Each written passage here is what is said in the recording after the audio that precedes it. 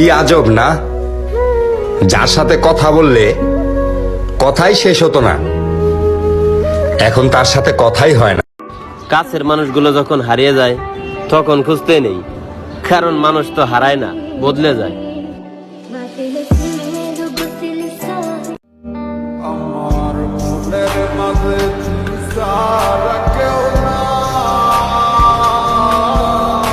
আমি শুধু দিলে তোরে দেখতে পাই।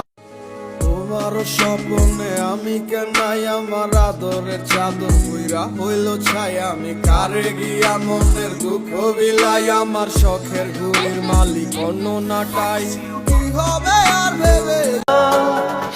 জানো মা, ছোটবেলা ভাবতাম বড় হব কবে, আর এখন বড় হয়ে ভাবতেছি মরতে পারবো কবে।